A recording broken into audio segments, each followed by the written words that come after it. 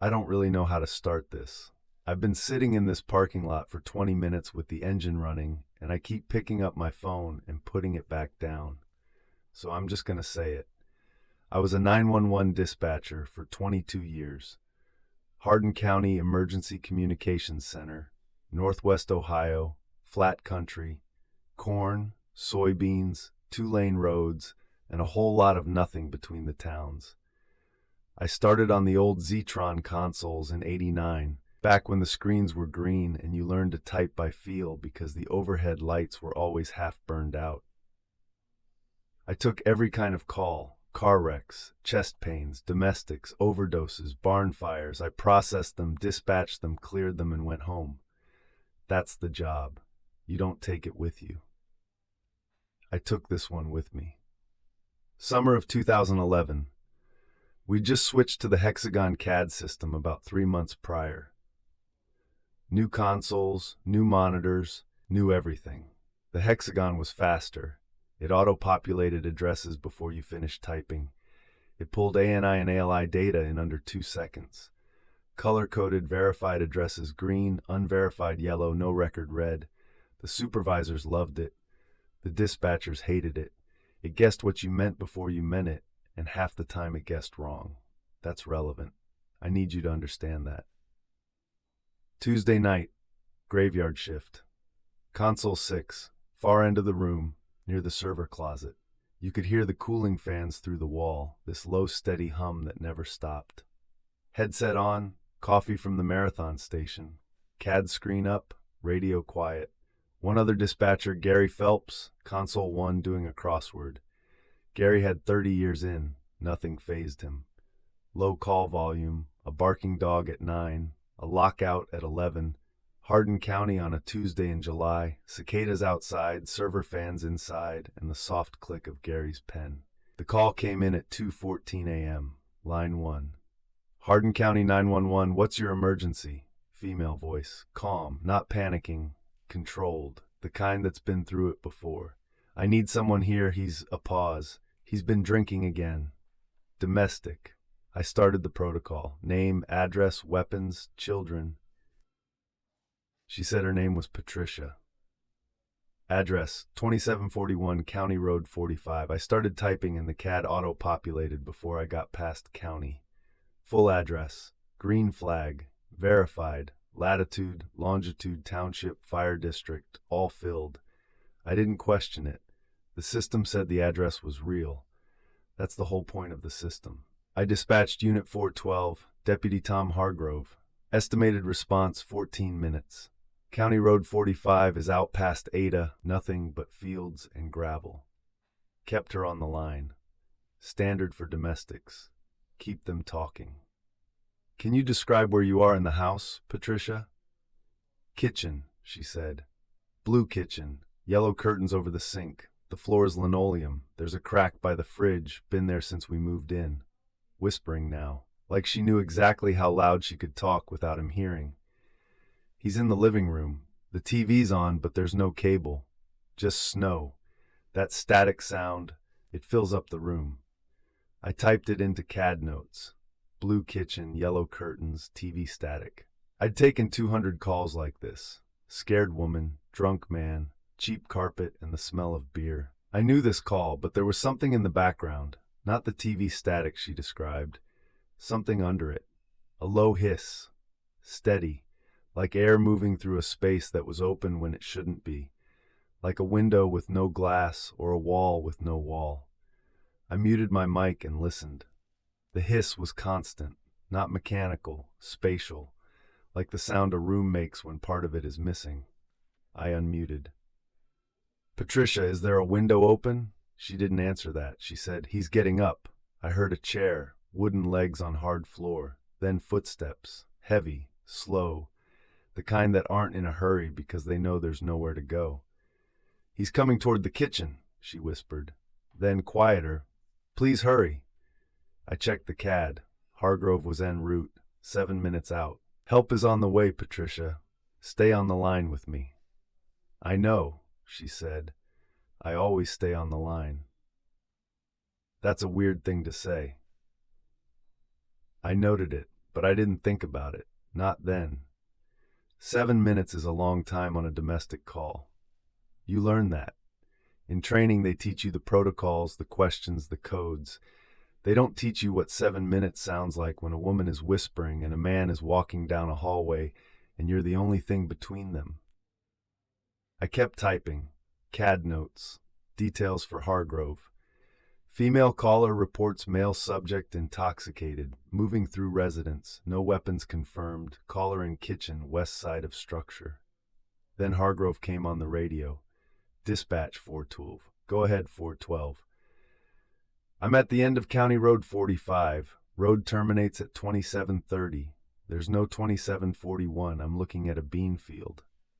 I looked at my screen. The address was right there, green, verified. 2741 County Road 45, latitude 40.7682, longitude Nigas 83.8041, Township, Cessna, Fire District, Marion Township VFD, all populated, all green. 42 standby re-verifying address. I resent the ALI, same data came back, same coordinates, same green flag. The system was telling me this address existed. The deputy was telling me he was standing where it should be and there was nothing there. Dispatch, there's no structure, no driveway, no mailbox, just soybeans. I'm going to drive up and down the road, see if I missed a turn. Copy 4-2. I looked at Patricia's line, still connected, still open. I could hear her breathing. That hiss underneath, steady as a furnace with no furnace. Patricia, are you still there? Yes, the deputy is having trouble locating your address. Can you describe? 2741 County Road 45. The White House, the one with the gravel drive and the propane tank on the east side. The mailbox says Marsh. I typed it. Mailbox says Marsh. I flagged Gary. Gary, can you run an address for me? County property records. 2741 County Road 45. Gary looked up from his crossword. He doesn't look up for much. He pulled up the county assessor database. I watched him type, watched his face. Huh, he said. What? Address existed. Farmhouse. Built 1947. Destroyed by fire October 3rd, 1998. He read the rest off the screen. 3 fatalities. Gerald Marsh, 41. Patricia Marsh, 38. Emily Marsh, 7. Arson. Husband set the fire during a domestic dispute. He looked at me. I looked at my screen. The caller's name on my CAD entry was Patricia. Last name field was blank. I had never asked for her last name. You know what training teaches you? It teaches you that callers get confused. They give wrong addresses. They give old addresses. They give the address of the place they used to live because that's what their hands remember dialing. There's always an explanation. 22 years, there is always an explanation. I keyed the mic. Patricia, what's your last name? Marsh. I didn't type it. My fingers were on the keys, and I didn't type it. I just sat there. Gary was watching me from console 1, and I could feel it. Patricia, can you tell me, how long have you lived at this address? Since we got married, 67. Gerald's mother left it to us. 1967, she said 67. The property record said the house was built in 1947. The Marshes moved in 1967. That's on record. That's a fact that exists in the county assessor's database. And this woman just said it like she was telling me the weather. I muted my mic. I looked at Gary. Gary, the caller says her name is Patricia Marsh. That's the woman who died in the fire. Gary took his reading glasses off. He does that when he's thinking. He put them back on. He looked at his screen. He looked at mine. Then he said, very quietly, the ANI is coming back to a landline, assigned to that address, disconnected October 98. We sat there. The server fans hummed. The hiss on Patricia's line didn't change. Patricia, I said. My voice was steady. 22 years of keeping your voice steady. Is there anyone else in the home with you? Besides Gerald? Emily's upstairs, sleeping. I don't want to wake her. Emily, the 7-year-old, the one who died in the fire with her parents 13 years ago. I heard the footsteps again, closer now. Patricia's breathing changed, shorter. Then she whispered something that made my hand slip off the keyboard. He's at the kitchen door. He's got the belt. It's the same night. It's always the same night. The line didn't drop. The hiss got louder, and somewhere underneath it, very faint, I heard something that might have been a smoke detector. Not the alarm, the chirp, the low battery chirp, the one that means it's dying. I should have disconnected. Protocol says if a call is non-legitimate, prank, misdial, system error, you log it, clear the line, move on. Real people in real houses with real emergencies are waiting. But Patricia was still there, and I could hear the belt, leather sliding through belt loops, a sound you don't forget once you've heard it on a 911 line. Hargrove came back on the radio. His voice was different. Dispatch, 4-2. Go ahead. I walked the field, east end of where the road ends. I found a foundation, old concrete slab, cracked, overgrown. There's a set of porch steps going up to nothing, just the steps. Copy. And dispatch. A pause. Long enough that I almost keyed up to ask if he was okay. There's a phone handset on the slab in what looks like it's in the center of the foundation, like where a kitchen would be. Rotary handset, beige, off the hook. The cord goes into the weeds, but there's no base unit. There's nothing attached to it. I looked at my screen. Patricia's line was still connected, open, active. ANI tracing to a landline at an address that was a concrete slab in a soybean field. 4-2, do not touch the handset. Repeat, do not touch. Copy, but dispatch. What? I can hear a dial tone. I'm standing 3 feet from it, and I can hear a dial tone coming out of it. A rotary handset. No base unit, no phone line, no power, no house. Sitting on a cracked foundation slab in the middle of rural Ohio at 2:30 in the morning, producing a dial tone. I muted my mic and put my hands flat on the desk because they were shaking. Not a little. The kind of shaking where you can see it. Gary saw it too. He didn't say anything. Gary doesn't say things he doesn't need to say. I unmuted. Patricia, are you still there? Nothing. The line was open. The hiss was there, but Patricia was gone. No breathing, no footsteps, no belt. Just the hiss, and underneath it, that smoke detector chirp. Slow, rhythmic, dying battery, chirp, chirp, chirp. Then the line dropped. I stared at the CAD screen.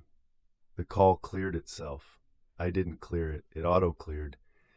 And the disposition field, the field that dispatchers fill in manually, that the system never touches, auto-populated. It said, no unit needed, already here. I didn't type that. Gary didn't type that. Nobody typed that. The system logs confirmed it later. No keyboard input for the disposition field. And the timestamp on that entry, the timestamp wasn't July 2011. It was October 3rd, 1998, the night the house burned. The CAD system wrote a disposition with a date from 13 years before it was installed. I called the supervisor. He came in, looked at the screen, looked at the log, and said, system error.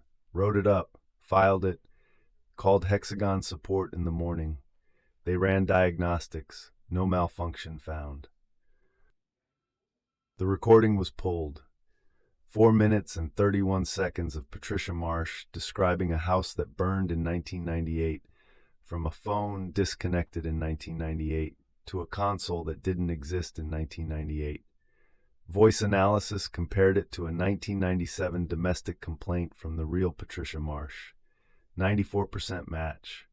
The address was removed from the database. IT deleted it manually. 2 weeks later, it was back. Green flag. Verified. Nobody put it back. They deleted it again. It came back again. They stopped deleting it. I tried to call the callback number once, from my personal cell, sitting in my car in the dispatch center parking lot, engine running, just like I'm sitting right now. I don't know why I did it. I shouldn't have done it. It rang 3 times. A little girl answered, "Mommy can't come to the phone right now." Then the smoke detector chirp. 3 seconds, then nothing. Emily Marsh was 7 years old when she died. The voice on the phone was 7 years old. It's been 13 years and she's still 7. I put my 2 weeks in the next day. Told them I was tired. 22 years. Anybody'd be tired. That's what I said. That's not why. I work at the Dollar General in Kenton now. I stock shelves, no phones, no headsets, no screens. The lights hum, but they don't ring. I still drive past County Road 45 sometimes. I don't turn. I just drive past. Last time I looked, there was a mailbox at the end of the road. White. Metal. The flag was up. It said Marsh. There was no mailbox there in July. I checked the county records again. There's never been a mailbox there. The road still ends at 2730. But the flag was up. Like someone was expecting a delivery. Like someone was still waiting.